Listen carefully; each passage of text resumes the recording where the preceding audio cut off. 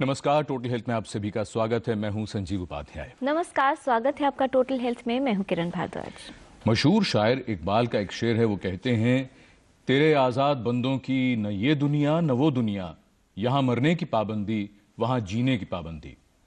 ये तो सच है कि यहां यानी इस दुनिया में जो भी आया है उसे एक दिन जाना तो जरूर है, लेकिन यह भी सच है कि जाने का तरीका क्या होता है, जिंदगी जीने का नजरिया क्या होता है। बहुत से मुस्कुराते हुए चेहरों के पीछे अक्सर हमें जब पता चलता है कि इनकी जिंदगी में कितनी परेशानियां थी, तो सचमुच उन्हें सलाम करने का मन होता है, क्योंकि कभी वो परेशानी उनके चेहरे पर जाहिर नहीं होती। इसी तरह अगर किसी भी व्यक्ति को कोई स्वास्थ्य समस्या है तो उसका प्रबंधन यानी मैनेजमेंट अगर बहुत अच्छा है तो यह भी देखा जाता है कि उसकी दिनचर्या या उसकी कार्यशैली पर उसका असर बहुत कम होता है, या यूं कहिए ना के बराबर। मधुमेह यानी डायबिटीज एक ऐसी बीमारी है जिसके जद में अगर आज हम बात करें कि किसी न किसी परिवार का कोई ना कोई सदस्य इस बीमारी से ग्रस्त है तो शायद अतिशयोक्ति नहीं होगी। लेकिन बहुत से लोग ये समझते रहते हैं कि अगर ये बीमारी हो भी गई है तो कोई बात नहीं, कुछ ना कुछ अपने आप हो जाएगा। आज बहुत विस्तार से हम डायबिटीज यानी मधुमेह पर इसलिए चर्चा करेंगे क्योंकि पिछले ही दिनों हमने वर्ल्ड डायबिटीज डे भी मनाया है। जी हाँ, 14 नवंबर वर्ल्ड डायबिटीज डे जो मनाया जाता है सर फ्रेडरिक बेंटिन के बर्थडे के रूप में, और इस वजह से क्योंकि उन्होंने किया था इंसुलिन की खोज की थी, उन्होंने डिस्कवर किया था इंसुलिन को, इसीलिए वर्ल्ड डायबिटीज डे के रूप में इसे मनाया जाता है। और आंकड़े ये कहते हैं कि मधुमेह न सिर्फ वृद्ध लोगों में, बड़ी उम्र के लोगों में, बल्कि महिलाओं में और ख़ास तौर से बढ़ रहा है यंग जनरेशन में यानी युवाओं में। इसलिए बहुत ज़रूरत है समझने की कि मधुमेह कितना बड़ा खतरा है। बहुत ज़रूरत है मधुमेह के प्रति जागरूकता की, इसके लक्षणों को पहचानने की और ये समझने की कि दरअसल मधुमेह रोग क्या है।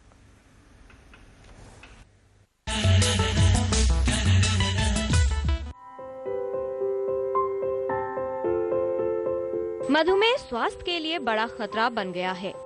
मधुमेह अपने आप में तो गंभीर रोग है ही, साथ ही कई अन्य समस्याओं का कारण भी है। मधुमेह से ग्रस्त होने पर व्यक्ति के शरीर में शर्करा की मात्रा बढ़ जाती है। इसका कारण अधिक मीठा खाना नहीं, बल्कि अग्नाशय यानी पैनक्रियाज का सही रूप से कार्य न कर पाना होता है। पैनक्रियाज हमारे पाचन प्रणाली का एक अंग होता है। दरअसल पाचन प्रक्रिया में भोजन में उपस्थित तत्व जैसे कार्बोहाइड्रेट्स, फैट्स और प्रोटीन्स ग्लूकोज में परिवर्तित हो जाते हैं, जिसे ब्लड शुगर कहते हैं। ये ग्लूकोज रक्त द्वारा पूरे शरीर में संचारित होता है और शरीर की कोशिकाओं के लिए भोजन का कार्य करता है। पैनक्रियाज द्वारा उत्पन्न इंसुलिन की सहायता से ही शरीर की कोशिकाएं ग्लूकोज को सोख लेती हैं और शरीर में शर्करा की मात्रा नियंत्रित रहती है। लेकिन मधुमेह से ग्रस्त होने पर पैनक्रियाज द्वारा इंसुलिन का उत्पादन कम या समाप्त हो जाता है और रक्त में शर्करा की मात्रा बढ़ जाती है। कुछ लोग जन्म से ही मधुमेह से ग्रस्त होते हैं, जिसे टाइप 1 डायबिटीज कहते हैं। वहीं टाइप 2 डायबिटीज आनुवंशिक तत्वों व अनियमित जीवन शैली का परिणाम है। मधुमेह लगभग शरीर के सभी अंगों को प्रभावित करता है और लापरवाही करने पर स्थिति गंभीर रूप ले सकती है। तो क्या आप भी मधुमेह की चपेट में हैं? यदि हाँ, तो बात वाकई चिंता की है। Total health, DD news.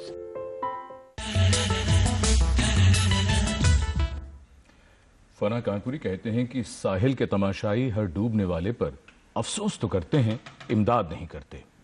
बहुत से लोग जो किसी बीमारी और खासकर अगर हम डायबिटीज़ यानी मधुमेह की बात करें, उसके होने के बावजूद अपनी ज़िंदगी इस तरह से जीते हैं जैसे कि वो अपने आप से बदला ले रहे हों, तो उसके बारे में यही कहा जा सकता है कि लोग सिर्फ अफसोस कर सकते हैं कि भाई इन्होंने क्यों नहीं अपना ध्यान रखा, क्योंकि डायबिटीज़ यानी मधुमेह जैसा कि हमने इस रिपोर्ट में देखा शरीर के हर अंग को प्रभावित करती है और सिर्फ इसका अगर बेहतर प्रबंधन अगर किया जाए तो न सिर्फ इसके दुष्प्रभावों से बचा जा सकता है बल्कि एक बेहतर जिंदगी जी जा सकती है। कैसे जी सकते हैं बेहतर जिंदगी डायबिटीज के साथ और कैसे इसे दूर रख सकते हैं, क्यों ना जाने विशेषज्ञों से।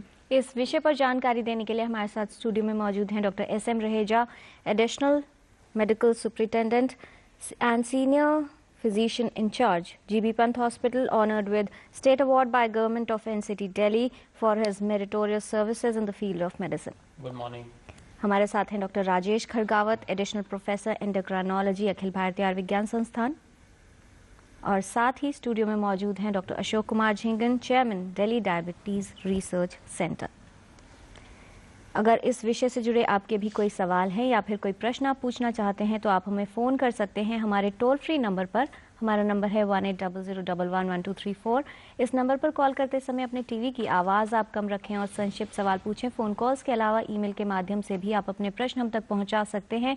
हमारा ईमेल एड्रेस है totalhealthddnews@gmail.com।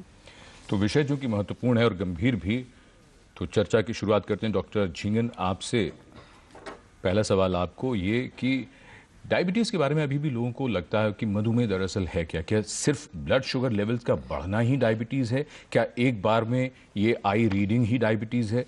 डायबिटीज़ यानी मधुमेह है क्या?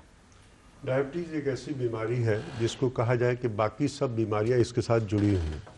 अगर ये कहना एक मेटाबॉलिक सिंड्रोम का हिस्सा होता है जिसमें ब्लड शुगर हो गया, इसके साथ साथ हाई ब्लड प्रेशर भी रहेगा, कोलेस्ट्रॉल के लेवल भी रहेंगे और उसके साथ साथ मोटापा भी रहता है, तो इसको हम लोग कहते हैं एक मेटाबॉलिक सिंड्रोम का हिस्सा है।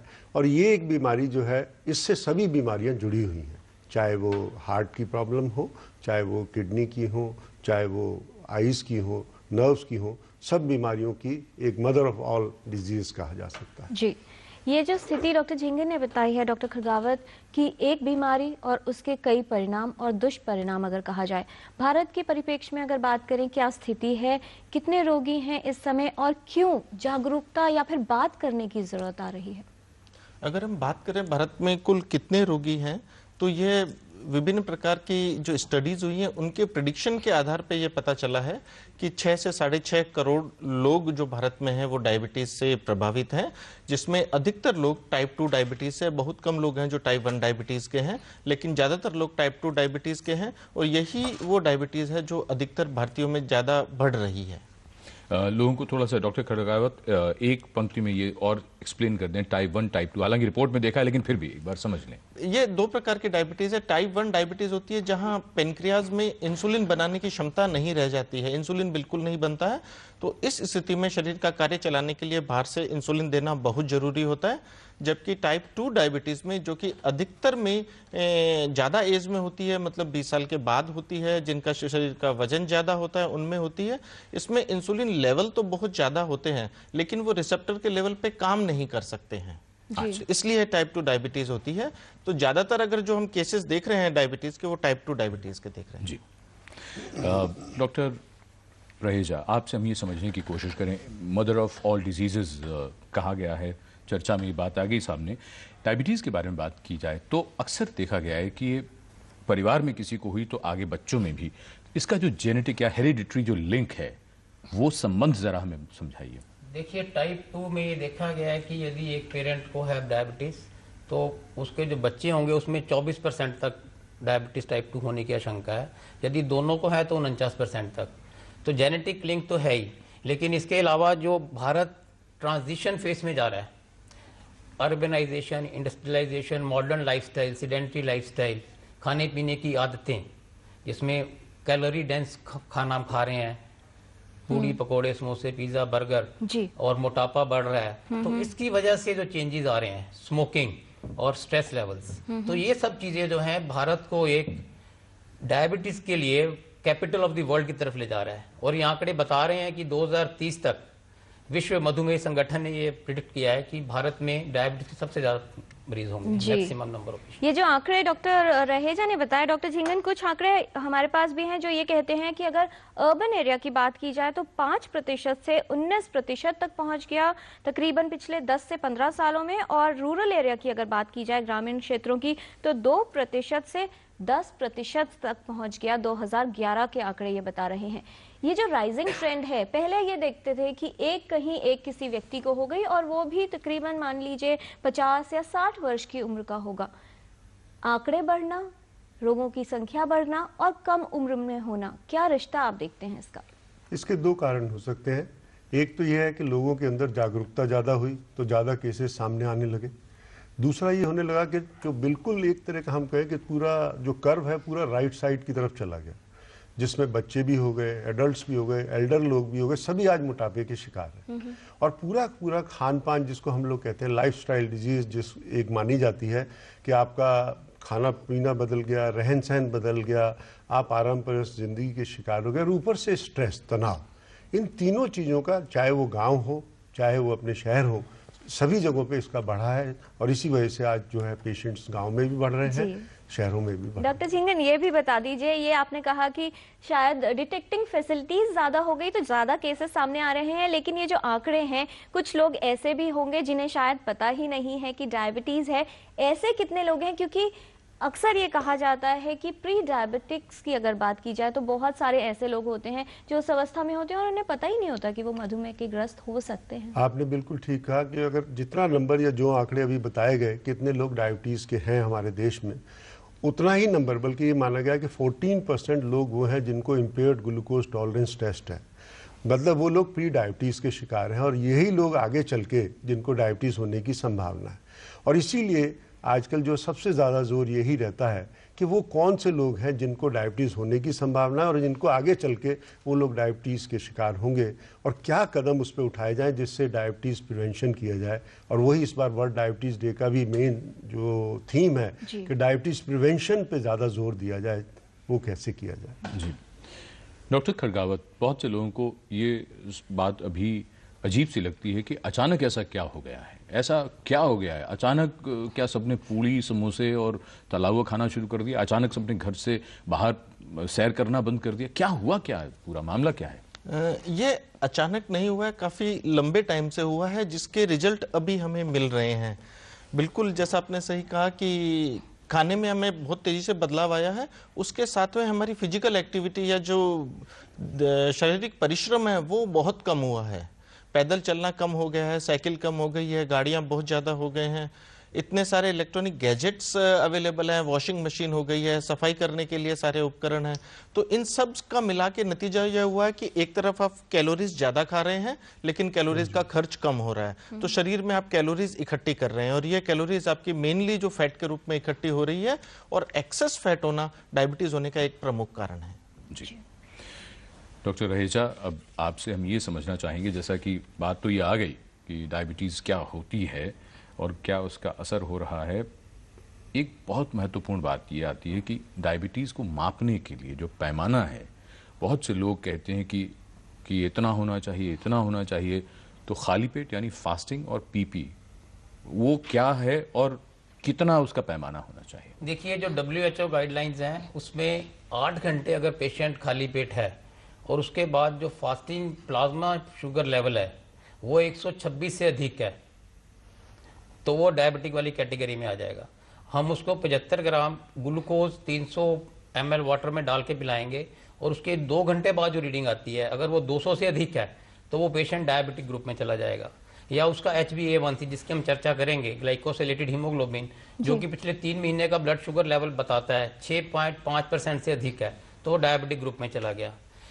और जिसका 100 से नीचे है फास्टिंग, वो नॉन डायबिटिक हो गया। लेकिन इसके अलावा जिनका फास्टिंग ब्लड ग्लूकोज 100 से 125 के बीच में है, 100 से लेकर 125 के बीच में, ये जैसे डॉक्टर जिंगन ने बताया प्री डायबिटिक ग्रुप में आ जाते हैं। अच्छा। और जो ग्लूकोज लेवल जो है 75 ग्राम ग्लूकोज देने के बाद 140 से और 199 के बीच में है, तो ये भी प्री डायबिटिक ग्रुप में आ गया। HbA1c 5.7 से 6.4% तक है, तो ये प्री डायबिटिक ग्रुप है। ये ऐसा ग्रुप है जिनकी संख्या बहुत अधिक है, और यदि इनमें हम समय से लाइफस्टाइल चेंजेस करें, उनको डाइटरी हैबिट चेंज करें, एक्सरसाइज करना शुरू करें, तो इनमें से स्टडीज में देखा गया है कि 35 से 58% जो पेशेंट हैं उनको डायबिटीज होने से बचाया जा सकता है। तो ये एक बहुत ही महत्वपूर्ण बात है। जो प्री डायबिटिक ग्रुप है उसकी तरफ ध्यान देना बहुत अधिक आवश्यक है। इसके अलावा हमें स्कूल से ही इस चीज को टच करना है, क्योंकि ये देखा गया कि जो बच्चे बचपन में मोटे होते हैं, स्कूल में जिनके अंदर ओबेसिटी है, उनको आगे जाके टाइप 2 डायबिटीज होने की आशंका ज्यादा है। और भारत में जो टाइप 2 डायबिटीज है वेस्ट कंट्रीज के कंपेयर में 10 से 15 साल पहले आ जाती है। ये लगभग हर बीमारी में यही आंकड़े सामने आ रहे हैं, और जो चिंताजनक भी हैं कि भारत में कई ऐसी बीमारियां हैं जो कम उम्र में पश्चिमी देशों के मुकाबले यहाँ वो बीमारियां 10 या 15 वर्ष पहले आ रही हैं।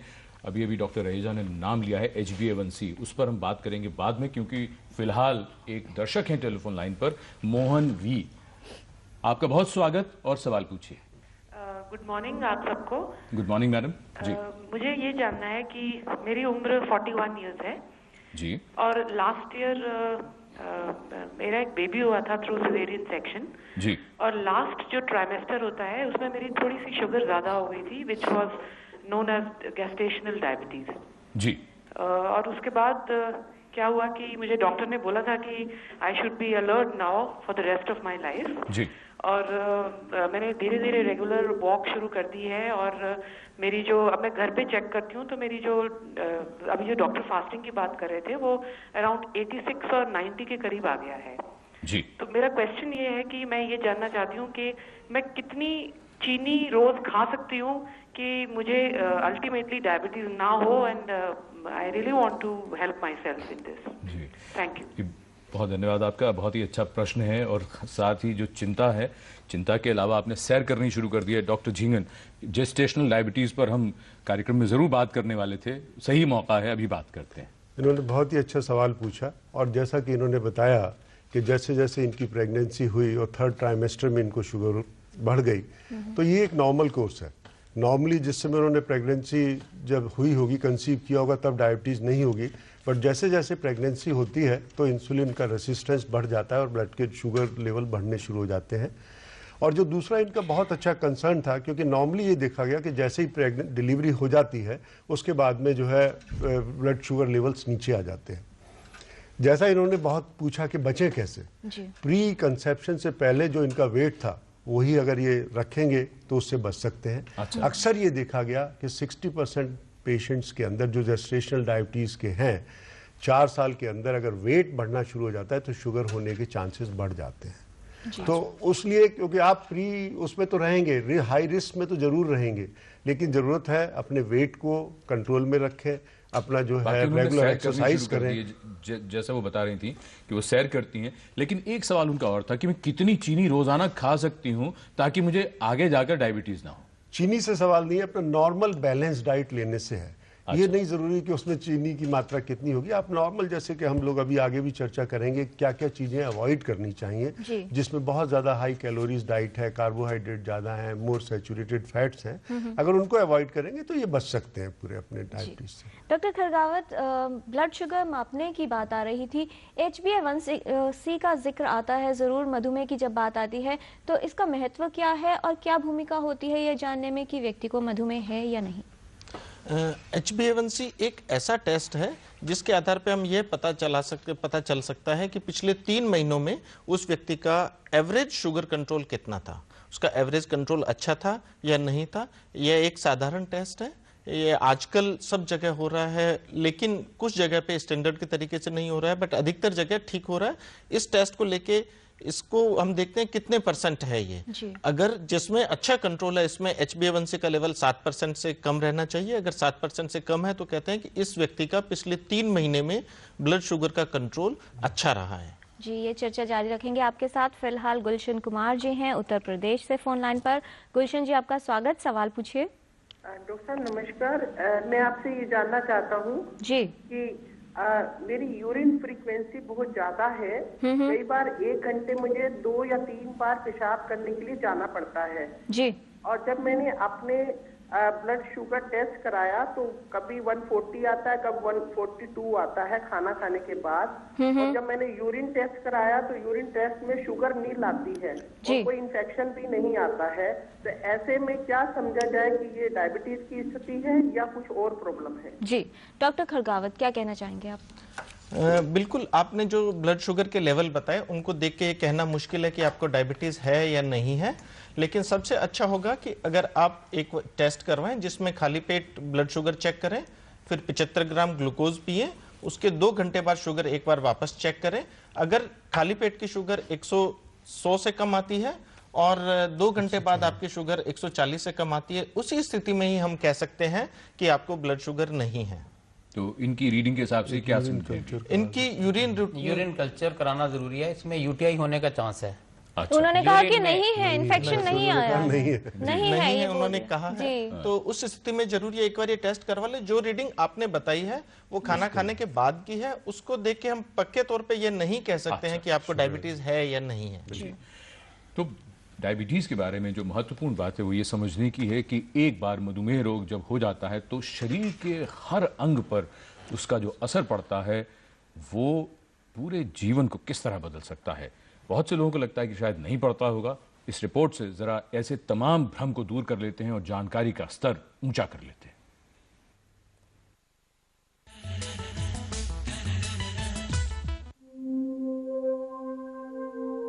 मधुमेह रोग का प्रभाव व्यक्ति के पूरे शरीर पर पड़ता है। इससे शरीर की नर्व्स यानी नसें प्रभावित होती हैं, जिसे डायबिटिक न्यूरोपैथी कहते हैं। नसों पर मधुमेह के प्रभाव से रक्त संचार ठीक से नहीं हो पाता, जिससे पैर सुन्न पड़ जाते हैं, घाव का पता नहीं चल पाता व गैंग्रीन होने की संभावना भी होती है। मधुमेह के रोगी में आंखों की रेटिना तक जाने वाली रक्त वाहिनियां फूल जाती हैं व फट भी सकती हैं, जिससे रेटिना की सतह पर रक्त एकत्रित होने से आंख का पर्दा क्षतिग्रस्त हो सकता है व दृष्टिहीनता हो सकती है। मधुमेह का प्रभाव हृदय पर होने की स्थिति में हृदय की रक्त नलियों में अवरोध उत्पन्न हो जाता है, जिससे रक्त प्रवाह रुक जाता है और दिल के दौरे का कारण बनता है।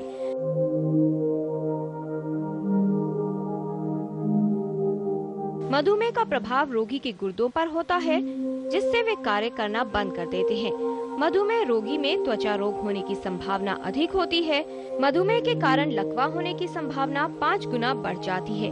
महिलाओं में गर्भावस्था के प्रारंभिक 3 महीनों में शर्करा की मात्रा अधिक होने पर शिशु में जन्मजात विकृति उत्पन्न हो सकती है। मधुमेह महिलाओं में बार बार गर्भपात का कारण भी बनता है। मधुमेह से ग्रस्त होने पर यदि शर्करा का स्तर नियंत्रित न रखा जाए तो स्थिति गंभीर हो सकती है। अक्सर मधुमेह की पहचान होने तक पूरे शरीर पर उसका असर हो चुका होता है, इसलिए मधुमेह की जल्द पहचान करना जरूरी है। Total health, DD news.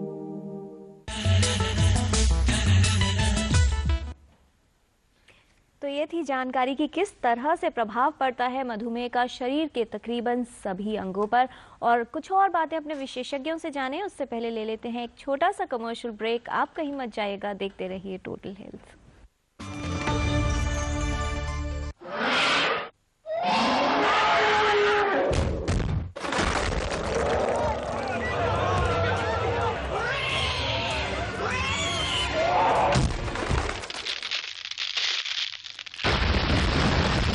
Cement, सस्ता नहीं, सबसे अच्छा। Hello uncle. हेलो। बड़ा खुश है?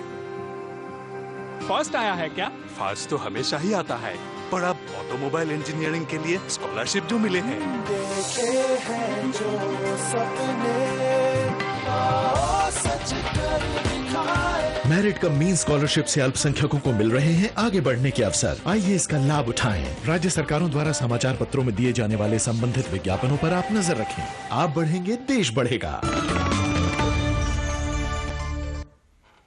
ब्रेक के बाद आप सभी का स्वागत। आज हम टोटल हेल्थ में बात कर रहे हैं मधुमेह यानी डायबिटीज के बारे में। चर्चा को आगे बढ़ाते हैं। डॉक्टर झिंगन, आपसे हम ये समझने की कोशिश करें, क्योंकि बात आ गई थी HbA1c, ये हमने समझ लिया। ग्लूकोमीटर्स के बारे में अक्सर ये बात आती है कि ग्लूकोमीटर्स जिनको डायबिटीज हो जाती है उनको रखना चाहिए घर में, बहुत मददगार होता है। कितना मददगार होता है जरा बताइए, क्योंकि बहुत से लोग ये कहते हैं कि इसकी रीडिंग जो होती है वो थोड़ी सी इधर उधर हो जाती है। ग्लूकोमीटर सबसे बेस्ट इक्विपमेंट होता है मॉनिटरिंग के लिए, और ये माना गया कि जो लोग मॉनिटर करते हैं अपने आप को रेगुलरली ब्लड शुगर को, बहुत अच्छी तरह से अपनी ज़िंदगी जी लेते हैं। सबसे चीज़ें 2-3 चीज़ें याद रखनी चाहिए कि ग्लूकोमीटर्स की जो रीडिंग है जब आप लैब में कराते हैं उससे उसके बीच में 15% या 15 मिलीग्राम तक का फ़र्क होता है, 15 से 20 तक का। क्यों? दोनों का सोर्स अलग होता है। आप जो ग्लूकोमीटर से करते हैं वो कैपिलरी ब्लड है, और जो हम यहाँ से करते हैं वो वीनस ब्लड होता है। दूसरी चीज़, जो जब भी आप ग्लूकोमीटर से टेस्ट करते हैं कभी भी उसको स्क्वीज़ नहीं करना चाहिए। अच्छा। अक्सर क्या होता है कि जब आप उसको नहीं आता ब्लड तो बहुत ज़ोर से स्क्वीज़ करते हैं, उससे भी उसकी रीडिंग्स बदल जाती हैं। और हमेशा उसका जो है जब भी आप करते हैं तीनों अपने डिफरेंट टाइम पे कर सकते हैं। चॉइस बहुत अच्छी है। आप देखिए ना कितना कन्वीनियंट, आप घर पे सुबह फास्टिंग कर लेंगे, बिफोर लंच कर सकते हैं, बिफोर डिनर कर सकते हैं, या जब आपको लग रहा है। और सबसे बेस्ट वो है कि आप अपनी डोजेस को खुद एडजस्ट करते हैं। इससे सेल्फ कॉन्फिडेंस बहुत बढ़ता है। ये सेल्फ केयर का सबसे अच्छा तरीका है, और शुगर उन्हीं लोगों की बहुत अच्छी रहती है जो अपना मॉनिटर करते हैं। डॉक्टर खड़गावत कुछ ऐड करना चाहते हैं? एक और जो सबसे बढ़िया यूज है जो इमरजेंसी के टाइम काम आता है वो ये है कि अगर आपकी शुगर कम हो गई है, हाइपोग्लाइसीमिया हो गया, तो उस वक्त ग्लूकोमीटर बहुत मददगार है आपके मैनेजमेंट में। अगर ब्लड ग्लूकोज 70 से कम आ जाती है और आपको लक्षण हो रहे हैं, घबराहट, पसीना, बेचैनी हो रहा है, तो ये मानेंगे शुगर कम आ गई है, और उस वक्त ग्लूकोज लेने से तुरंत जान बच सकती है। डॉक्टर रहेजा, जो समस्याओं की बात आ रही थी कि तकरीबन सभी अंगों पर असर पड़ता है, रिपोर्ट हमने देखी पैरों की भी बहुत समस्या होती है कि छोटी सी चोट लग गई, घाव बढ़ गया, सही नहीं हो रहा। इस तरह की समस्या का कारण क्या है और क्या सावधानी रखनी चाहिए? देखिए, जो डायबिटिक फुट कहते हैं इसको, इसमें जरा सी भी अगर चोट लगती है या इन्फेक्शन होती है तो फ्लेयर अप कर जाती है, और क्योंकि इसमें न्यूरोपैथी साथ में होती है तो वो शरीर महसूस नहीं करता। न्यूरोपैथी क्या है डॉक्टर? न्यूरोपैथी में जो उसका जो कंडक्शन है नर्व्स का वो कमजोर हो जाता है, और ये डायबिटिक की कॉम्प्लिकेशन है। और जब ऐसा होता है तो फुट के अंदर अगर कोई भी इन्फेक्शन है वो एक सीरियस फॉर्म ले लेता है। तो इसीलिए देखा गया है कि जिनको डायबिटीज है यदि वो फुट की केयर करें, यानी कि फुट को ड्राई रखें, डेली चेक करें, नाखून काटने का एक स्टाइल है, साइड से काटें, कोई इन्फेक्शन ना हो, और यदि थोड़ा सा भी कहीं घाव है तो तुरंत डॉक्टर से संपर्क करें। तो हम 35% तक फुट की वजह से जो सीरियस फुट कंडीशंस हैं उसको प्रिवेंट कर सकते हैं। पैरों में जो संवेदना है, संवेदना कम हो जाती है, तो इसलिए अगर कुछ भी उसमें लग गया तो पता नहीं चलेगा और इन्फेक्शन बढ़ता चला जाएगा। इसलिए हम व्यक्ति को खुद ये ट्रेन करते हैं कि आप हफ्ते में एक बार पूरे पैर की अच्छे से जांच करें, उसको सूखा रखें, कहीं ठोकर ना लगे, अपने फुटवियर को भी थोड़ा चौड़ा रखें आगे से। डॉक्टर झिंगन, यहाँ पर एक और बात बता दीजिए, फुट केयर की जब बात आती है अक्सर सर्दियों के मौसम में खास तौर पर होता है कि हीटर को बहुत पास रख लिया, पता नहीं चला, जैसे डॉक्टर रहेजा ने कहा कि संवेदनशील नहीं है, तो संवेदना नहीं हो रही है, पता ही नहीं चला, ऐसे केसेस आपके पास भी आते होंगे? आपने बहुत ही अच्छा सवाल पूछा, और खास करके चूंकि सर्दियां आने वाली है उस संदर्भ में अक्सर जैसा इन्होंने कहा न्यूरोपैथी का मतलब हुआ आपकी संवेदना खत्म हो गई। आपको ना गर्मी का पता लग रहा है, ना आपको सर्दी का पता लग रहा है, ना ही उसमें कोई चुभन का पता लग रहा है। लोग क्या करते हैं सर्दी में बिल्कुल अपना जो है जब वो हीटर के बिल्कुल पास पैर को ले जाते हैं, या वो गर्म पानी की जो बॉटल है डायरेक्टली उसके ऊपर रख देते हैं पैर के ऊपर, या जब आप नहाने जाते हैं तो एकदम से जब टेप खोलते हैं तो उसमें गर्म पानी सीधा पैर पे आता है, ये पता लगाने के लिए आपको संवेदना नहीं है। वो क्या होता है ब्लिस्टर बन जाते हैं, 2-3 दिन बाद पता लगता है खूब सारे वो उसमें वो हो गए हैं, जख्म हो गए हैं, और एक बहुत बड़ी प्रॉब्लम उससे बन जाती है। तो बहुत जरूरी और बहुत अच्छा आपने सवाल पूछा। खास करके गांव में इसका बहुत ज्यादा है कि लोग जो है वो उसके अलाव के पास में जाके अपने पैर बिल्कुल उसके नजदीक तापते रहते हैं, और वहां से जो है उनका वो पैर जल जाते हैं और फफोले बन जाते हैं। बहुत ध्यान देने की जरूरत है। और इस वक्त उत्तर प्रदेश से संतोष कुमार टेलीफोन लाइन पर हैं। संतोष जी, पूछिए सवाल।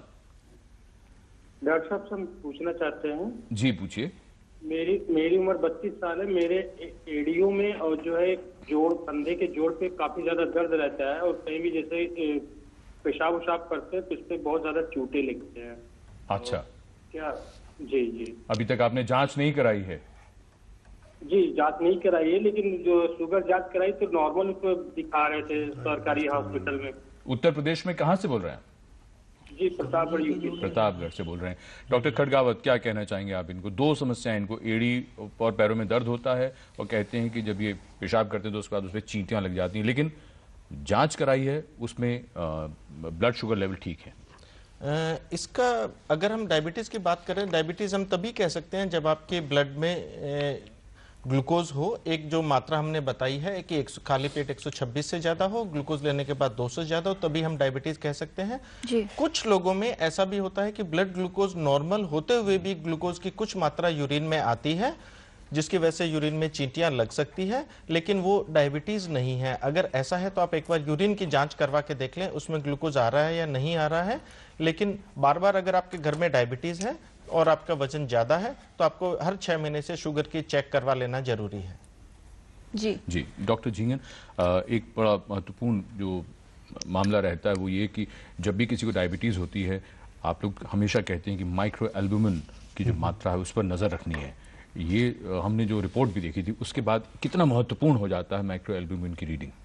ये आपने बहुत ही अच्छा सवाल पूछा, क्योंकि सबसे बड़ी समस्या डायबिटीज के अंदर है गुर्दे की खराबी। अच्छा। और गुर्दे की खराबी का सबसे पहला जो लक्षण होता है वो ये होता है कि एक फिल्टर की तरह काम करता है। नॉर्मल आदमी में जो है उसमें से प्रोटीन निकलती नहीं है गुर्दे के जो उसमें से है जी। जब डायबिटीज जब काफ़ी टाइम से हो जाए, उसके साथ में ब्लड प्रेशर भी साथ में हो, उसके साथ में अगर और समस्याएं ज़्यादा हो जाएं, डायबिटीज अनकंट्रोल रहे, तो बहुत थोड़ी सी मात्रा में प्रोटीन वहां से निकलने लगती है, जिसको हम लोग कहते हैं माइक्रो एल्बुमिन। और ये शुरुआत होती है डायबिटीज पे, गुर्दे के ऊपर मधुमेह का जो असर होने लगा है उसकी। यहाँ से अगर इसको ना देखा जाए तो फिर पूरी तरह से एल्ब्यूमिन आने लगेगी, फिर ब्लड में क्रिएटिनिन, यूरिया बढ़ने लगेगा और 8 से 10 साल के बीच में पूरे गुर्दे पे उसका असर हो जाता है और गुर्दे की खराबी हो जाती है। तो ये आपका जो सवाल है इसलिए महत्वपूर्ण है कि हर डायबिटीज का मरीज अगर 6 महीने में एक बार अपना माइक्रो एल्ब्यूमिन यूरिन जो है टेस्ट कराने जाते हैं, उसमें माइक्रो एल्ब्यूमिन के लिए टेस्ट करता है और वो अगर नेगेटिव है तो कम से कम उसमें ये उसको तसल्ली हो सकती है कि मेरी अभी गुर्दों पे असर होना शुरू नहीं हुआ। और इसीलिए ब्लड प्रेशर को कंट्रोल में रखें, डायबिटीज को कंट्रोल में रखें, तो उससे जो है आपकी किडनी बची रह जाए। जी, कंट्रोल में रखना जरूरी है, लेकिन कंट्रोल में कैसे रखें डॉक्टर रहेजा? जब भी किसी व्यक्ति को ज्यादातर देखा जाता है डायबिटीज के पेशेंट के पास कि उनको लगा कि काफी दिनों से ब्लड ग्लूकोज लेवल कंट्रोल में है, तो अब दवा लेने की क्या जरूरत है? नहीं, ये सबसे आपने अच्छा प्रश्न पूछा है। यदि आपको डायबिटीज है, आपको अपना ब्लड शुगर को नियंत्रित रखना है, डॉक्टर के संपर्क में रहना है। जो भी आपका ब्लड शुगर कंट्रोल है, आपको ये समझना है कि आप रेगुलर जो मेडिसिन ले रहे हैं उसकी वजह से है। और साथ में हेल्दी लाइफस्टाइल, जैसे कि हमने बताया कि डाइट पे कंट्रोल करें, जिसमें कि ज़्यादा मीठा खाना, जो हाई ग्लाइसीमिक इंडेक्स वाली चीज़ें हैं, जिसमें हम कहते हैं मैदे वाली चीज़ें, उनको अवॉइड करना। मिठाइयाँ, cakes, pastries, biscuits, aerated drink कैसे अवॉइड करें डॉक्टर रहेजा? और रेगुलर एक्सरसाइज को करना जी। व्यायाम रेगुलर करिए, 30 से 60 मिनट हफ्ते में 5 दिन, जिसमें आप वॉक कर सकते हैं, साइकिल चला सकते हैं, एरोबिक्स कर सकते हैं, किसी योगा कर सकते हैं, किसी भी प्रकार का कोई स्पोर्ट्स खेल सकते हैं। अपने वजन को कंट्रोल करें, अपने ब्लड प्रेशर को कंट्रोल करें। सबसे महत्वपूर्ण है कि आपका जो ब्लड शुगर लेवल है वो नॉर्मल रेंज में रहना चाहिए, क्योंकि ये देखा गया और वो रह सकता है, बिल्कुल रह सकता है, क्योंकि बहुत से लोगों को अब हमारे पास डायबिटीज के लिए बहुत ही इफेक्टिव मेडिसिन हैं जी, खाने के लिए भी, और उसके अलावा इंसुलिन भी है जो कई प्रकार के हैं।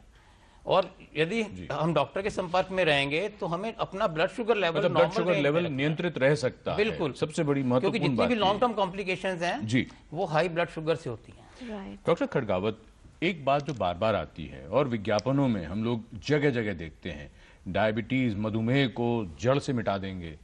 अब कई बार ऐसा देखा गया है कि बहुत से लोगों के बारे में सुना गया कि वो बीमारी तो जड़ से नहीं मिटी, अलबत्ता वो इस दुनिया से चल बसे। ऐसे लोगों को क्या संदेश देना चाहेंगे? क्योंकि बहुत से लोगों के मन में ये भी बात आती है, एक बार डायबिटीज हो गई, 10-5 साल अच्छा कंट्रोल रहा, जैसे डॉक्टर रहेजा कह रहे, क्या उसके बाद रिवर्स भी हो सकती है किसी कंडीशन में? रिवर्सिबल है? नहीं, डायबिटीज रिवर्सिबल नहीं है, बिल्कुल नहीं है। आप इसको कंट्रोल कर सकते हैं अगर जैसे बताया कि हम डाइट और एक्सरसाइज करें, डाइट कंट्रोल करें, बराबर फिजिकल एक्टिविटी करें, दवाई टाइम से लें, तो इसको हम कंट्रोल में रख सकते हैं। हो सकता है अगले 10 साल 20 साल कंट्रोल में रहे, लेकिन ऐसा नहीं हो सकता कि हम वापस मीठा खाना शुरू कर दें और ये मान ले डायबिटीज जड़ से खत्म हो गई। जड़ से खत्म कभी नहीं होगी। और अगर ब्लड शुगर लेवल, किसी को डायबिटीज है और ब्लड शुगर लेवल कंट्रोल में आ जाए और दवाई भी ना ले रहा हो या कम ले रहा हो, तो क्या कहना चाहेंगे आप? उस स्थिति में हम ये कहना चाहेंगे कि वो अपनी किडनी की जांच कराए। हो सकता है कि उसकी किडनी पे असर हो गया हो, इसलिए उसके ब्लड शुगर बढ़ नहीं रही है जी। और इस समय हमारे साथ फोन लाइन पर मौजूद हैं चेन्नई से प्रवेश अग्रवाल जी। प्रवेश जी, आपका स्वागत, सवाल पूछिए।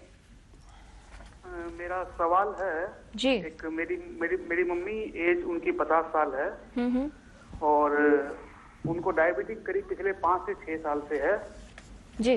और वो शरीर मोटापा होने की वजह से ना तो वॉकिंग कर पा रही है, ना ही घर में रेगुलर एक्सरसाइज करती हैं जी।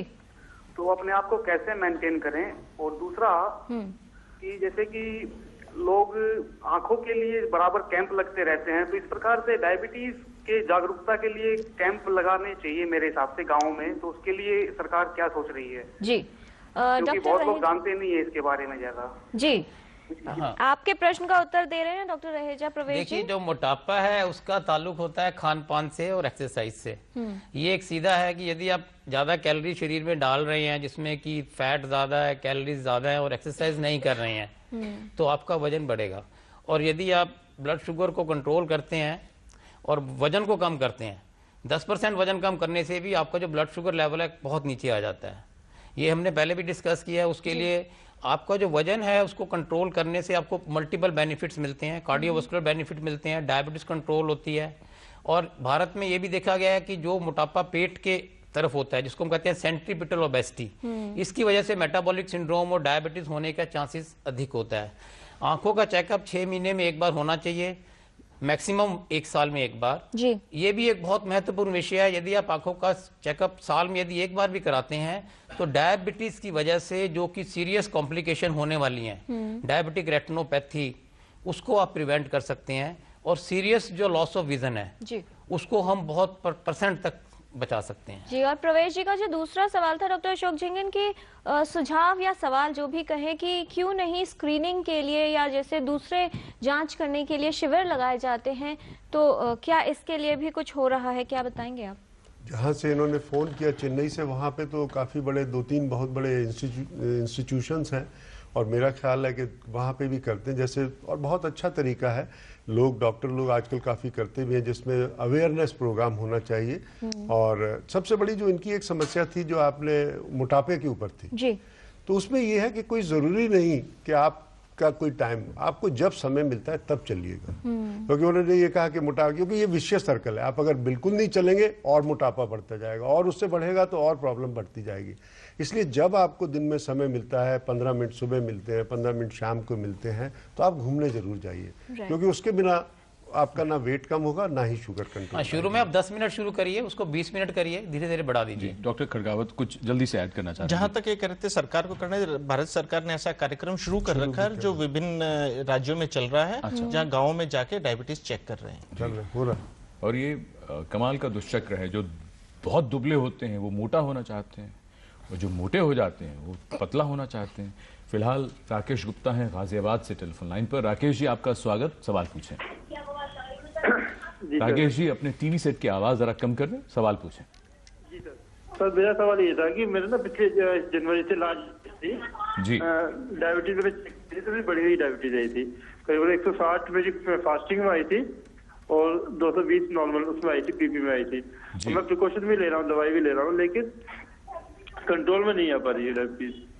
अच्छा, आप इलाज कर रहे हैं, दवाई ले रहे हैं, लेकिन कंट्रोल नहीं हो रही है? कंट्रोल नहीं हो पा रही है। अच्छा, तो इसके लिए सर मैं क्या करूं जो कि मैं कंट्रोल में इसको ले सकूं? जी, पूरा कार्यक्रम एक तो देखते रहिए और दूसरा डॉक्टर झिंगन दे रहे हैं आपके सवाल का जवाब। जी, जैसा इन्होंने बताया कि 160 है और 220 पीपी है, तो इसका मतलब है कि शुगर कंट्रोल में नहीं है। और शुगर कंट्रोल करने के लिए खाली अगर आप दवाइयों पर निर्भर रहेंगे तो वो बहुत मुश्किल है, क्योंकि 50% जो ट्रीटमेंट है वो डाइट और एक्सरसाइज पे है। आप ये मान के चलिएगा कि इनको अपना डाइट भी चेंज करना होगा, उसमें से अपना खाना पीना थोड़ा सुधारना होगा और रेगुलर व्यायाम करें। और फिर भी अगर शुगर के लेवल्स ज़्यादा आते हैं तो उसमें यह है कि अपनी टेबलेट्स को भी थोड़ा चेंज कराना। हो सकता है एक स्टेज हो, आप ये मान के चलिए, क्योंकि अगर शुगर कंट्रोल में नहीं आ रही तो आपको जो है मेडिसिन को चेंज करने की ज़रूरत है, हो सकता है इंसुलिन की ज़रूरत हो। और यहाँ पे जैसे कि हम लोग HbA1c की एक चर्चा कर रहे थे, वो भी इनको करा, अगर वो टेस्ट जरूर कराएं, क्योंकि उसका बहुत महत्व है। अगर आप जो है 1% भी कम कर लेंगे, अगर 8 से 7 भी ले आएंगे, तो जो माइक्रोवेस्कुलर डिजीज होती हैं उसकी कॉम्प्लिकेशन 20% कम हो जाती है। जी, तो एक विशेषज्ञ को, एक अच्छे डॉक्टर को दिखाना है, और अच्छे डॉक्टर की परिभाषा क्या होती है सब जानते हैं। डॉक्टर खड़गावत, हम आपसे पूछते हैं, चर्चा को आगे बढ़ाते हैं, क्योंकि समय के हिसाब से हमारे पास प्रश्न बहुत हैं आज। हाइपोग्लाइसीमिया का जिक्र हुआ था। हाइपोग्लाइसीमिया क्यों खतरनाक हो सकती है ये स्थिति, खासकर जो मधुमेह के रोगी हैं उनकी? हाइपोग्लाइसीमिया का मतलब है कि खून में शुगर की मात्रा 70 से नीचे गिर जाना, इससे एकदम से कम हो जाना, क्योंकि दिमाग जो ब्रेन है वो सिर्फ ग्लूकोज ही यूज करता है। अगर ग्लूकोज खून में कम होगा तो दिमाग पूरी तरह से काम नहीं कर पाएगा और ये जान को खतरा हो सकता है। इसलिए ये बहुत जरूरी है कि हाइपोग्लाइसीमिया से बचाव किया जाए। एक सेकंड, हम इस बात को इस तरह से समझ लें कि मधुमेह का जो रोगी है, बात ये हो रही है कि उनमें मधुमेह का उसमें शुगर का जो लेवल है वो ज्यादा रहता है, तो उनमें ये ज्यादातर हाइपोग्लाइसीमिया के क्यों मामले होने के खतरे हो जाते हैं? उनमें यह रहता है कि मान लीजिए आपने गलती से दवाई ले ली है लेकिन खाना खाना भूल गए हैं, कोई आ गया है, आप बात करने में बिजी हो गए हैं, या गलती से दवाई ज्यादा ले ली है, या इंसुलिन की मात्रा ज्यादा ले ली है, या बहुत देर से खाना ना खाया हो। हाँ, बिल्कुल संभव है कि उस स्थिति में कि ब्लड शुगर, आपकी दवाई तो अपना काम कर रही है लेकिन आपने कैलोरीज नहीं ली है जिससे दवाई काम कर सके, तो दवाई के काम की वजह से आपकी शुगर कम हो जाएगी। उस स्थिति में हाइपोग्लाइसीमिया है, और हाइपोग्लाइसीमिया बढ़ी हुई शुगर के मुकाबले तुरंत असर करती है और ये जान को खतरा हो सकता है, इसलिए इससे बचाव बहुत जरूरी है। और ये ज्यादातर जो इंसुलिन लेते हैं पेशेंट्स, उनको ज्यादा ध्यान रखना चाहिए। और अगर ब्लड शुगर 70 से नीचे जा रहा है आपका, तो आपको तुरंत उससे पहले ही एक्ट करना है। घर में कोई मीठा पदार्थ रखें। हाइपोग्लाइसीमिया में आपको पसीने आएंगे, दिल की धड़कन बढ़ेगी, घबराहट होएगी, बेचैनी होएगी। यदि आपको ऐसा लक्षण लगता है डायबिटीज के मरीजों को, जिसने कि थोड़ी देर पहले इंसुलिन का इंजेक्शन लगाया है या ब्लड शुगर की दवाई खाई है डायबिटीज के लिए, तो उनको तुरंत चाहिए कि कुछ ना कुछ मीठा पदार्थ अवश्य ले लें। और घर में जैसे डॉक्टर जिंगे ने बताया ग्लूकोमीटर है, तो अपना ग्लूकोमीटर से तुरंत, इसमें इसका बहुत इंपॉर्टेंट रोल आ जाता है। अपनी शुगर वहीं चेक करके आपको तुरंत कुछ ना कुछ मीठा लेना है, जिससे कि जो ब्लड शुगर है वो बहुत ज्यादा नीचे ना जाए। एक छोटा सा सवाल हम इसमें डॉक्टर झिंगन, हम आपसे भी टिप्पणी ले लें। बहुत से लोग मधुमेह के रोगी जो दिन भर कहीं काम करते हैं या बाहर रहते हैं, क्या जेब में 2-3 टॉफी या इस तरह की चीजें अगर रखें तो ये अच्छा एक तरीका है हाइपोग्लाइसीमिया ना हो उससे बचने के लिए? सबसे बेस्ट तरीका, इसलिए हम लोग कहते हैं कि थोड़ा थोड़ा खाना कई बार खाना। अच्छा। और इसीलिए हमेशा अपने साथ में रखना चाहिए, चाहे आप जो है शुगर क्यूब्स रख सकते हैं, शुगर रख सकते हैं, और अपना तो साथ में कुछ ऐसी चीज हो जहां 2.5 घंटे से ज्यादा होगा वहीं पे हाइपोग्लाइसीमिया होने के चांसेस बढ़ जाएंगे। जी डॉक्टर अशोक झिंगन, इसके अलावा एक इम्पॉर्टेंट बात है, जो भी डायबिटिक्स हैं हम उनको एडवाइस करते हैं कि अपनी जेब में कोई कार्ड रखें जिसमें अपना नाम, फोन नंबर, एड्रेस और जो भी उसका कॉन्टैक्ट नंबर है, और उसमें अपने बीमारी का नाम, वो लिखने से यदि आपको कुछ होता है हाइपोग्लाइसीमिक जैसा एपिसोड और आप अपनी जो कॉन्शियस लेवल है वो कम हो जाता है, तो that will be a great help. Doctor Khargawat, अगर बात करें डायबिटीज के प्रभाव की, इसके लक्षणों की, कॉम्प्लिकेशंस की और मैनेजमेंट की, महिलाओं में, पुरुषों में और वृद्ध लोगों में क्या कुछ अंतर देखते हैं आप? अगर हम टाइप 2 डायबिटीज की बात करें तो सभी वर्गों में देखने को मिला है।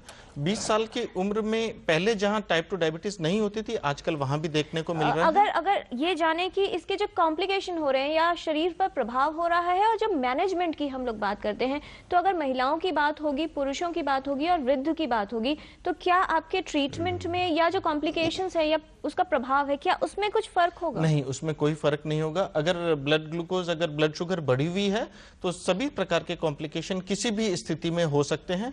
ट्रीटमेंट भी उनका अधिकतर टाइप 2 डायबिटीज की बात करें तो डाइट, एक्सरसाइज, दवाइयां, इंसुलिन सभी एक समान है, सभी में, उनमें कोई अंतर नहीं है। लेकिन क्या अगर ओल्ड एज में हो रहा है तो कॉम्प्लिकेशंस कुछ बढ़ जाएंगी या उसका प्रभाव बढ़ जाएगा?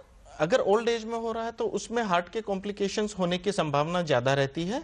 यंग एज में हो रहा है तो अगर लंबे टाइम तक शुगर कंट्रोल नहीं है तो हार्ट के कॉम्प्लिकेशन, हार्ट डिजीज होने की संभावना ज्यादा रहती है। जी, कहीं आप इसलिए तो नहीं पूछना चाहते कि एल्डरली पॉपुलेशन के अंदर अगर हम ब्लड शुगर्स को बहुत ज़्यादा टाइट कंट्रोल करें तो उसमें हाइपोग्लाइसीमिया के चांसेस बढ़ जाते हैं, और अक्सर ये बहुत ज़्यादा महत्वपूर्ण है क्योंकि वो कई लोग अकेले रहते हैं और रात को उठते हैं तो गिर पड़ सकते हैं। और काफी मामले भी सामने आए हैं। हाँ, कई बार क्या होता है कि अगर लो शुगर होगी तो जैसे ही आप उठेंगे लड़खड़ा के गिर पड़ेंगे और उससे फ्रैक्चर या और प्रॉब्लम हो सकती है। उन लोगों के लिए हम चाहते हैं कि ब्लड शुगर के लेवल्स थोड़े से अपर लिमिट पे रखते हैं, उतना टाइट कंट्रोल नहीं करते जो यंग लोगों के लिए करते हैं। वो थोड़ा सा अगर ज्यादा भी रहे, हल्का सा तो उसमें ठीक है, तो ठीक है, बल्कि उनके लिए, इस ग्रुप के लिए। डॉक्टर रहेजा, एक महत्वपूर्ण बात जो हमेशा मधुमेह से जोड़ी जाती है वो ये कि बहुत से लोगों का ये कहना होता है कि ये कब हुई ये तो पता नहीं चला, किसी टेस्ट, किसी और काम के लिए गए थे, डॉक्टर ने चेक किया तो उन्होंने कहा कि आप टेस्ट करा लीजिए, तब पता चला कि हमें डायबिटीज हो गई है। मामला ये है कि अक्सर लोग ये कहते हैं कि ये परेशानी थी, वो तनाव था। क्या स्ट्रेस और डायबिटीज का कोई रिश्ता हमें समझ में आता है? बिल्कुल एक बड़ा क्लोज रिलेशन है। स्ट्रेस होने से शरीर के अंदर कुछ हार्मोन्स निकलते हैं, कॉर्टिसोल, एपिनेफ्रिन, नेफ्रिन, जिससे कि ब्लड शुगर लेवल बढ़ते हैं। और जो डायबिटीज के मरीज हैं ज़्यादातर उनमें लक्षण हो सकते हैं भूख ज़्यादा लगना, वजन का कम होना, पेशाब का ज़्यादा आना, शरीर में कमज़ोरी रहना। क्योंकि जो इंसुलिन है वो हमारे शरीर के अंदर जो है एक लॉक एंड की का काम करता है। हम जो ग्लूकोज ले रहे हैं वो लीवर के थ्रू, इंटेस्टाइन के थ्रू ब्लड में जा रहा है, लेकिन जो इंसुलिन है वो लॉक का चाबी खोलता है, जिससे कि वो ग्लूकोज शरीर की जो कोशिकाएं हैं, सेल्स हैं, उसको यूटिलाइज करती हैं। और यदि इंसुलिन काम कम कर रहा है या इंसुलिन की डेफिशिएंसी हो गई है तो वो शरीर की कोशिकाएं जो है वो ग्लूकोज को यूटिलाइज नहीं कर रही हैं, इसलिए ब्लड शुगर लेवल बढ़ रहा है। तो ये हमें समझना है कि, और बहुत से केसेस में पेशेंट किसी सर्जरी के लिए जाता है या किसी रूटीन चेकअप में जाता है तो उसमें हमें देखा गया कि ब्लड शुगर ज्यादा होता है। इसलिए हम कहते हैं कि प्री डायबिटिक जो पॉपुलेशन है भारत में और विश्व में काफी अधिक है, और इसलिए हाई रिस्क जो ग्रुप है उसकी स्क्रीनिंग करना बहुत आवश्यक है जी। और हाई रिस्क में आते हैं मोटे लोग, फैमिली हिस्ट्री, स्ट्रेस लेवल जिनका ज्यादा है, सीडेंट्री लाइफ है, और जिनका कि मेटाबॉलिक सिंड्रोम के लक्षण है जी। और भी जो रिस्क ग्रुप था वो हमने उस पर चर्चा कर रही है। फिलहाल समय है टोटल हेल्थ में सेगमेंट हेल्थ पहेली का। एपिसोड नंबर 504 का सवाल था कि पटाखे से जलने पर क्या नहीं करना चाहिए। इनमें से 3 ऑप्शन थे आपके पास। ए, कंबल से ढकना, बी, पानी डालकर उसे साफ करना, और सी, साफ सूती कपड़े से ढककर तुरंत डॉक्टर के पास जाना। सही जवाब ऑप्शन ए, यानी पटाखे से जलने की स्थिति में कभी भी व्यक्ति को कंबल से ढकना उचित नहीं है। कौन बने हैं इस पहेली के लकी विजेता ये भी आपको बताएंगे, लेकिन उससे पहले देखते हैं क्या सवाल है आज की हेल्थ पहेली में। आपको बताना है कि इनमें से कौन सी जांच द्वारा मधुमेह रोगियों में ब्लड शुगर लेवल पर दीर्घकालीन नियंत्रण का पता लगाया जाता है। Option A TSH, option B HCG या फिर ऑप्शन सी HbA1c। आप अपने जवाब हमें 30 नवंबर तक भेज सकते हैं। हमारा पता है total health, DD news, room number 228, tower B, Doordarshan Bhavan, Mandi house, Copernicus Marg, new Delhi 110001, या ईमेल कर सकते हैं totalhealthddnews@gmail.com पर। तो आप भी लिख भेजिए हमें इस पहेली का सही जवाब और शामिल हो जाइए हमारे हेल्थ क्विज कॉन्टेस्ट में। कौन बने हैं एपिसोड नंबर 504 के लकी विनर, इसके लिए हम रिक्वेस्ट करेंगे डॉक्टर खरगावत से, जिनके सामने मौजूद हैं सारी करेक्ट एंट्रीज की। आप हमारे व्यूअर्स को बताएं डॉक्टर खरगावत कि सही एंट्रीज में से आज के लकी विनर कौन है। आज के लकी विनर है राम स्वरूप पात्रा, ये हैं बालासोर उड़ीसा से। रामस्वरूप पात्रा, आपको बहुत बधाई। और इससे पहले कि हम रैपिड फायर शुरू करें, हमें लेना है एक छोटा सा ब्रेक और उसके बाद तुरंत लौटते हैं और शुरू करेंगे रैपिड फायर।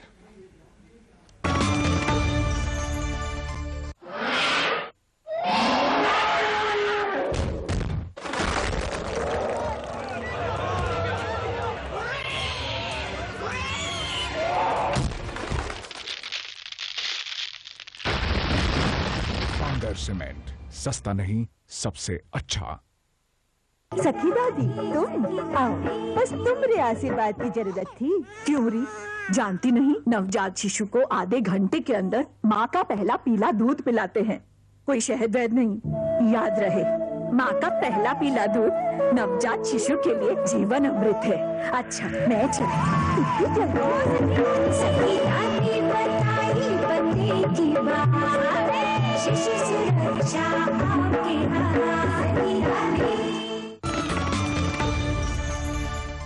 ब्रेक के बाद आप सभी का स्वागत। इससे पहले कि हम चर्चा को आगे बढ़ाएं रैपिड फायर के जरिए, प्रीतम खुराना है आगरा से टेलीफोन लाइन पर। प्रीतम जी, समय जरा कम है, सवाल पूछें। गुड मॉर्निंग जी। Good morning. हाँ जी, मैं पिछले 20 साल से डायबिटिक हूँ। अच्छा, कितनी उम्र है आपकी? 64 साल मेरी उम्र है जी। जी बताइए।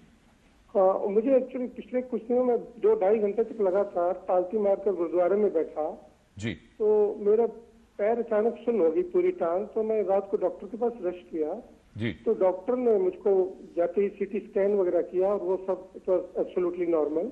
ठीक है। और उसके बाद उन्होंने मुझे बताया कि आप लिपिड प्रोफाइल वगैरह कराए, वो मैंने सब कराया। तो आखिर जो डायग्नोज उन्होंने किया है वो न्यूरोथेरेपी किया जी, और अकॉर्डिंगली उन्होंने मुझे कुछ मेडिसिन वगैरह दी हैं, जिसमें लिपिकाइन 20 वगैरह है और कुछ मेडिसिन वगैरह है जी। तो अब मुझे प्रॉब्लम ये है कि मेरे शरीर में कुछ सुइयां सी चुभती हैं और मुझे जो तलवे हैं उनमें ऐसा लगता है कोई चीज जैसे चिपकी हुई है। अच्छा, हालांकि सेंसेशन वगैरह ठीक है, जैसे पैर में गुदगुदी करो तो सब होती है, ठीक है, लेकिन ऐसा लगता है कोई चीज चिपकी हुई है जी। तो मुझे इसके लिए क्या करना है, कैसा करना है? जरूर। आपका ब्लड शुगर लेवल यानी डायबिटीज कंट्रोल में रहती है? ऑलमोस्ट कंट्रोल में रहता है। ठीक है। आजकल ये करीब फास्टिंग जो है 90 to 115 रहता है और वैसे 140 to 180 रहता है। जी, बेहतर।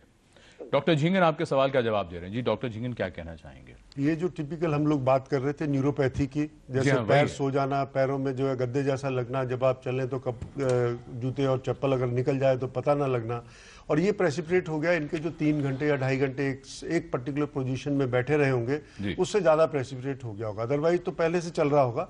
और सबसे बेस्ट जरूरी है इसका आजकल कुछ हद तक जो है इसमें रिलीफ मिल सकता है। ये एक एक्सपर्ट वहां पे अपने न्यूरोलॉजिस्ट से मिलें और उससे इसमें जो है रिलीफ मिल सकता है। जी, तो अब शुरू हो रहा है रैपिड फायर, यानी छोटे छोटे सवाल और छोटे छोटे जवाब। डॉक्टर रहेजा, पहला सवाल आपको, व्यक्ति में नॉर्मल ब्लड ग्लूकोज लेवल कितना होना चाहिए? लेस देन 100 मिलीग्राम पर DL। जी डॉक्टर खरगावत, ब्लड ग्लूकोज लेवल कितना होने पर व्यक्ति को प्री डायबिटिक स्टेज में माना जाएगा? अगर खाली पेट में 100 से 125 के बीच में है तब। डॉक्टर झिंगन, व्यक्ति को कब डायबिटिक माना जाए? ब्लड ग्लूकोज लेवल, फास्टिंग और PP कितना होना चाहिए? जैसा कि अभी दोनों ने चर्चा की डॉक्टर साहब ने, अगर फास्टिंग का शुगर जो है, अगर हम ब्लड की बात करें तो 100 मिलीग्राम से या 130 से जब ऊपर जा रहा है, क्योंकि नॉर्मल है 100 से नीचे रहना चाहिए, और खाने के बाद का 2 घंटे का 140 से नीचे रहना चाहिए। जी डॉक्टर रहेजा, मीठा खाना मधुमेह का प्रमुख कारण है? नहीं, मीठा खाने से मधुमेह नहीं होता, लेकिन मधुमेह के मरीजों को मीठा नहीं खाना चाहिए, जिससे उनके ब्लड शुगर लेवल अनियंत्रित हो सकते हैं, बढ़ सकते हैं। डॉक्टर खरगावत, मधुमेह रोगी किस तत्व को मेटाबोलाइज नहीं कर पाता, प्रोटीन या कार्बोहाइड्रेट्स को? कार्बोहाइड्रेट। डॉक्टर झिंगन, प्रेगनेंसी यानी गर्भावस्था में मधुमेह होने का खतरा बढ़ जाता है? बिल्कुल सही है, क्योंकि जैसी प्रेगनेंसी होती है इंसुलिन रेसिस्टेंस बढ़ जाता है और शुगर की लेवल्स बढ़ जाती है। डॉक्टर रहेजा, गर्भावस्था में ब्लड ग्लूकोज का सामान्य स्तर क्या होता है? उसका एक बड़ा टाइट कंट्रोल होता है। फास्टिंग 92 से नीचे होना चाहिए और खाने के बाद वाला 132। तो उसका टाइट कंट्रोल करना आवश्यक है बच्चे के लिए और माँ के लिए। डॉक्टर खरगावत, यदि गर्भावस्था में मधुमेह हो तो बाद में मधुमेह से ग्रस्त होने की संभावना बढ़ जाती है? बिल्कुल सही है। जी डॉक्टर झिंगन, मधुमेह से ग्रस्त महिला यदि बर्थ कंट्रोल पिल ले तो समस्या हो सकती है, उसके हानिकारक प्रभाव हो सकते हैं, क्या ये सही? उससे बिल्कुल, उससे जो है इनके ओरल पिल से कई बार जो है और भी कई सारी प्रॉब्लम बढ़ जाती है। डॉक्टर रहेजा, मधुमेह रोगी का ब्लड ग्लूकोज लेवल जितना कम रहे उतना बेहतर है? नॉर्मल रेंज में रखना चाहिए। यदि आप बहुत टाइट कंट्रोल करेंगे तो हाइपोग्लाइसीमिया जो होगा उससे आपको खतरा है। डॉक्टर खरगावत, मधुमेह रोगी को अक्सर दिल का भी कोई ना कोई रोग होता है? बिल्कुल सही बात है। डॉक्टर झिंगन, मधुमेह की पहचान के लिए कौन सी जांच करवानी चाहिए? सबसे सिंपल, पहले तो ब्लड शुगर के लेवल्स, अगर उसके नहीं आता तो वो 75 ग्राम ग्लूकोज लेके, और उससे भी अगर नहीं है तो फिर जो है अपना HbA1c लेवल करके उससे पता लग सकता है। डॉक्टर रहेजा, मधुमेह रोगी अधिकतर शारीरिक श्रम नहीं कर पाते, जैसे खेलना वगैरह और काम भी नहीं कर पाते? बिल्कुल कर सकते हैं। अपनी डाइट को कंट्रोल करें, दवा लें, जैसे कि वसीम अकरम पाकिस्तान के, गैरी जिन्होंने गोल्ड मेडल जीते हैं ओलंपिक्स में, दोनों डायबिटिक्स हैं। डॉक्टर खरगावत, मधुमेह होने पर गर्भधारण में समस्या उत्पन्न होती है? अगर आपकी शुगर अच्छी कंट्रोल है तो किसी प्रकार की एक्स्ट्रा समस्या नहीं होती है। डॉक्टर झिंगन, मधुमेह के रोगी को ये चाहिए कि वो खानपान से ही मधुमेह को नियंत्रित कर ले, दवा की कोई खास जरूरत पड़ती नहीं है? वैसे 50% ट्रीटमेंट खानपान और एक्सरसाइज का है। अगर उसके बावजूद भी शुगर के लेवल्स बढ़ते हैं तो फिर दवाइयों की आवश्यकता पड़ती है। डॉक्टर रहेजा, हाइपोग्लाइसीमिया क्या है?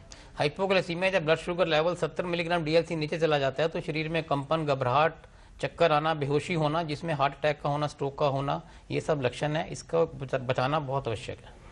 डॉक्टर खरगावत, घर पर प्रयोग होने वाले डिजिटल ग्लूकोमीटर बहुत सही रीडिंग नहीं दे पाते, इसलिए जांच जो है वो किसी न किसी लैब में जाके करानी चाहिए। नहीं, यह सही नहीं है। ग्लूकोमीटर बहुत जरूरी है और जितना लैब में ब्लड शुगर आती है उतना ही उनसे अच्छे रिपोर्ट मिलते हैं। 10-15% वेरिएशन हो सकता है, लेकिन वो डिसीजन मेकिंग को अफेक्ट नहीं करते हैं, इसलिए ग्लूकोमीटर बहुत जरूरी है डायबिटीज के मरीज के लिए। डॉक्टर झिंगन, यदि ब्लड ग्लूकोज लेवल नियंत्रित हो जाए तो दवा तुरंत बंद कर दें? नहीं, गलत है, क्योंकि वो तो दवाइयों की वजह से ही नियंत्रण में आ रहा है। और बात आ रही है कि खान-पान से बड़ा असर पड़ता है, तो कुछ सवाल डाइट को यानी खान-पान को लेकर। डॉक्टर रहेजा, मधुमेह के रोगी को ड्राई फ्रूट्स यानी मेवे नहीं खाने चाहिए। थोड़ी मात्रा में बादाम अखरोट ले सकते हैं, ओमेगा 3 फैटी एसिड बढ़ता है। इसके अलावा फ्रेश फ्रूट्स ले एंड बी नेचुरल, कुदरत से जितना भी सीधा ले सकते हैं, हरी सब्जियां फल उतना खाएं। डॉक्टर खरगावत, शुगर फ्री वाली मिठाई जितनी मात्रा में खानी है खाइए, मधुमेह के रोगी को कोई नुकसान नहीं होगा। नहीं, यह सही नहीं है। उनको शुगर फ्री मिठाई नहीं खानी चाहिए क्योंकि उसमें फैट होती है और इस एक्स्ट्रा फैट से उनको नुकसान होगा। डॉक्टर झिंगन, कम खाना ज्यादा अच्छा है? थोड़ा थोड़ा खाना, कई बार लें, कम कम खाएं, बिल्कुल ठीक है। डॉक्टर रहेजा, फल बिल्कुल बंद कर देने चाहिए? फल सेब, संतरा, मौसमी, खरबूजा, अनार ये सब ले सकते हैं। और कुछ एक फल जैसे कि चीकू और आपका केला जो हाई ग्लाइसेमिक इंडेक्स हैं, अंगूर, उनको ना लें। आम भी? आम जिनमें शुगर की मात्रा ज्यादा है, आम भी ना, वो हाई ग्लाइसेमिक में आते हैं। लेकिन फल खाना हमारे लिए आवश्यक है, उससे हमें एंटीऑक्सीडेंट और विटामिन मिलते हैं। जी डॉक्टर खरगावत, अल्कोहल से कोई खास नुकसान नहीं होता अगर नियंत्रित मात्रा में लिया जाए, जो कि है कि हफ्ते में 2 बार 60 ml से ज्यादा नहीं ले, तो एक्स्ट्रा नुकसान अल्कोहल से नहीं होता। लेकिन सोशल एडवाइस यही है कि नहीं ले तो ज्यादा अच्छा है। मधुमेह के रोगियों को विटामिन सप्लीमेंट्स लेने जरूरी हैं डॉक्टर झिंगन? ऐसा कोई आवश्यक नहीं। अगर वो नॉर्मल डाइट ले रहे हैं, नॉर्मल अपना खाना खा रहे हैं, फ्रूट्स ले रहे हैं, वेजिटेबल ले रहे हैं, तो उसमें ऐसा आवश्यकता नहीं है। डॉक्टर रहेजा, अधिक प्रोटीन युक्त भोजन लेना ज्यादा अच्छा है? नहीं, एक लिमिटेड तक, जिसको हम कहते हैं 0.9 ग्राम पर केजी बॉडी वेट के हिसाब से लेना चाहिए।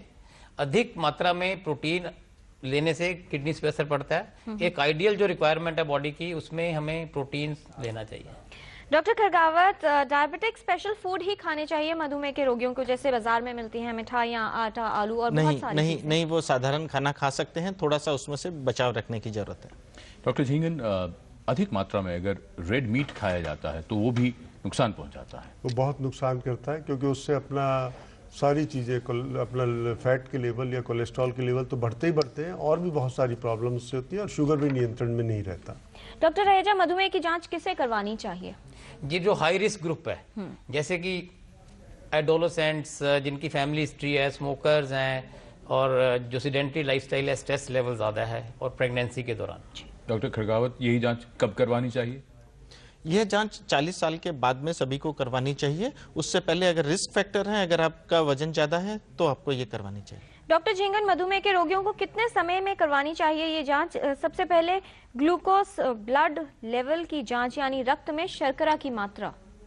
जो डायबिटीज के जो डायबिटिक हैं उनको तो रेगुलर अपना जांच, जो लोग जो इंसुलिन लेते हैं उनको तो रोज ही करना चाहिए क्योंकि लेवल से, और जो लोग अपना टेबलेट्स लेते हैं उनको once in a week, twice in a week, उस तरीके से कर सकते हैं। डॉक्टर रहेजा, मधुमेह के रोगी को आंखों की जांच कब करवानी चाहिए? साल में एक बार आवश्यक है। कॉम्प्लिकेशंस को समय पे देखने से और उसका इलाज करने से परमानेंट लॉस ऑफ विजन बचा सकते हैं। डॉक्टर खरगावत, कोलेस्ट्रॉल और लिपिड प्रोफाइल कितने समय में करवाना चाहिए? साल में एक बार करवाना बहुत जरूरी है, लेकिन अगर लेवल ज्यादा है तो उससे जल्दी भी करवाया जा सकता है। Doctor Jhingan, kidney function test या माइक्रो एल्ब्यूमिन की जांच कब करवानी चाहिए मधुमेह के रोगी को? 6 मंथ्स में होना चाहिए हमेशा। ये बहुत ही सिंपल टेस्ट है।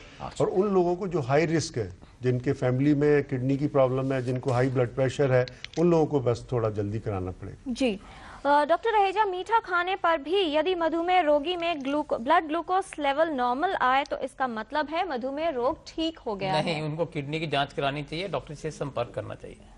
डॉक्टर खरगावत, इंसुलिन कब लेना चाहिए? जब टाइप 2 डायबिटीज में जब दवाइयों से शुगर कंट्रोल नहीं हो रही, गोलियों की पूरी मात्रा ले ली है, कंट्रोल नहीं हो रही है, उस स्थिति में इंसुलिन शुरू करना चाहिए। डॉक्टर झिंगन, डायबिटीज की दवा कब लें, खाने से पहले या खाने के बाद? ये डिपेंड करता है। वैसे अक्सर ये एडवाइस दी जाती है कि खाने से 15 मिनट पहले लेनी चाहिए क्योंकि उसका असर और अच्छी तरीके से हो सकता है। जी जी डॉक्टर रहेजा, अगर हम मधुमेह की बात करें तो इसमें ABCD क्या है? ए का मतलब है अपना HbA1c कंट्रोल करें, 7 से नीचे रखें। बी, ब्लड प्रेशर को कंट्रोल में रखें जिससे कि आपको हार्ट की और स्ट्रोक, कार्डियोवास्कुलर डिसीजेस कम हो। सी, कोलेस्ट्रॉल को कंट्रोल में करें। और डी, डाइट को कंट्रोल करें। और इसके अलावा मैं कहूँगा खुश रहें, स्माइल करते रहें, स्ट्रेस फ्री रखें अपने आप को। डॉक्टर खरगावत, यदि ब्लड ग्लूकोज लेवल कंट्रोल भी है तब भी क्या जांच की आवश्यकता है, और यदि हाँ तो कौन सी? अगर ब्लड शुगर कंट्रोल है तो HbA1c करवा लेना जरूरी है, जिसी से उससे ही पता चलता है कि आपकी ब्लड शुगर एवरेज लेवल बहुत अच्छा कंट्रोल है।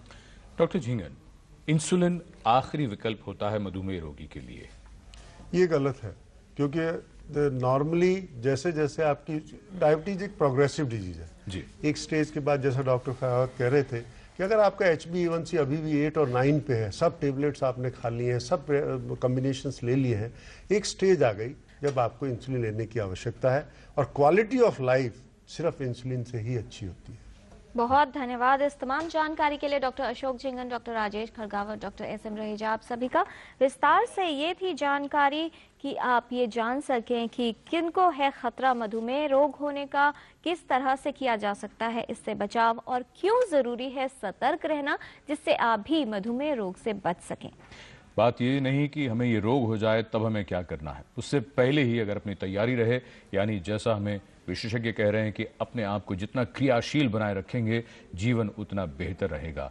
और फिलहाल हम आपसे आज्ञा लें, उससे पहले हम आपसे ये जरूर बताना चाहेंगे कि अगले सप्ताह जब मैं और किरण लौटेंगे तो एक और महत्वपूर्ण विषय पर हम करेंगे चर्चा। तब तक के लिए नमस्कार।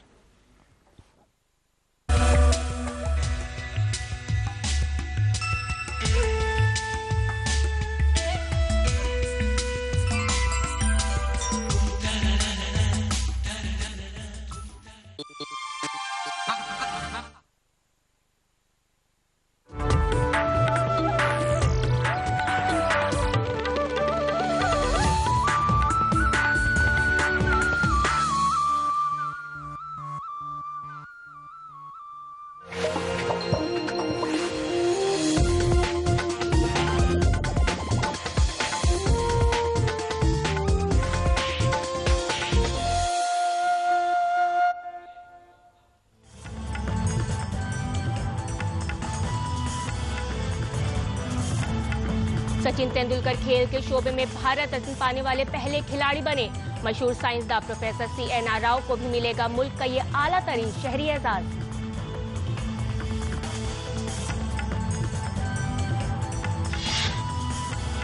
छत्तीसगढ़ में इंतखाबी मुहिम का आज आखिरी दिन। वजीर आजम मनमोहन सिंह का मध्य प्रदेश के जबलपुर में इंतखाबी रैली से खिताब आज।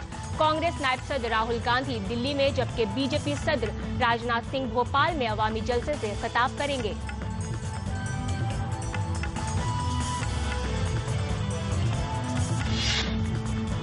मोहम्मद नशीद को शिकस्त देकर अब्दुल्ला यामीन ने जीता मालदीव के सदारती ओहदे का इंतखाब।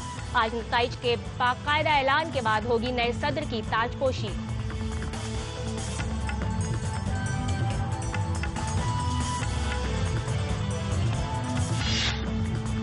मिस्र में इख्वानुल मुस्लिमीन की क़यादत वाला इत्तेहाद माजूल सदर मोहम्मद मुर्सी की बहाली की शर्त के बगैर ही मुल्क में जारी सियासी तातुल के खात्मे के लिए बातचीत पर राजी।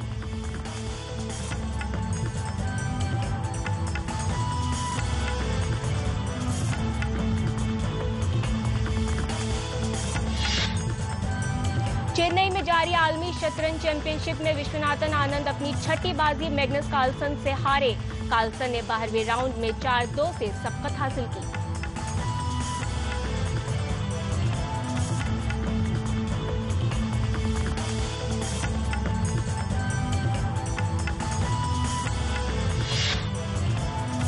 और सिख मजहब के बानी गुरु नानक देव जी का 544वां प्रकाश पर्व पूरे मुल्क में धूमधाम से मनाया जा रहा है। गुरु पर्व के मौके पर गुरुद्वारों में अकीदतमंदों की भारी भीड़।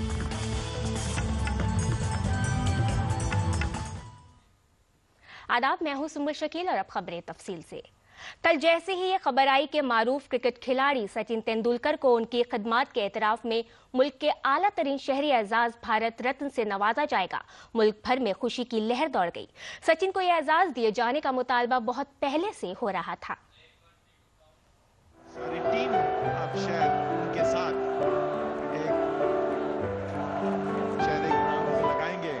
क्रिकेट को अपनी जिंदगी समझने वाले इस आजिम खिलाड़ी ने जब आखिरी मर्तबा पिच की मिट्टी को अलविदाई सलाम किया तो वानखेड़े स्टेडियम में मौजूद हजारों क्रिकेट शायकीन की आंखें नम हो गईं। ऐसा लग रहा था कि इंसाफ का वक्त अब आ गया है। इंसाफ यानी दुनिया क्रिकेट के इस अजीम सपूत को सबसे बड़े शहरी एजाज भारत रत्न से नवाजे जाने का वक्त। लाखों भारतीयों की दुआएं भला रायगां कैसे जाती। वानखेड़े स्टेडियम से विदाई के महज चंद घंटों के बाद ही मुल्क के इस अजीम सपूत को मुल्क का सबसे बड़ा शहरी एजाज भारत रत्न दिए जाने का ऐलान कर दिया गया। सचिन को इस एजाज से नवाजे जाने के लिए कोशिशें काफी अरसे से जारी थीं। सबसे पहले मार्च 2010 में सियासी लीडरों और उसके बाद राज्यसभा में भी सचिन को इस एजाज से नवाजने का मुतालबा किया गया था। मुतालबा जोर पकड़ता गया और आहिस्ता आहिस्ता इस मुतालबे ने अवामी मुतालबे की शक्ल इख्तियार कर ली, जिसमें सभी सियासी पार्टियों समेत समाजी शोबों से ताल्लुक रखने वाले सभी अफराद ने क्रिकेट के इस अजीम खिलाड़ी को भारत रत्न से नवाजने का मुतालबा किया। हकीकत है कि जब दुआ के लिए करोड़ों हाथ उठ जाते हैं तो मकसद का हुसूल आसान हो जाता है। सुचित्रा की रिपोर्ट, डीडी न्यूज।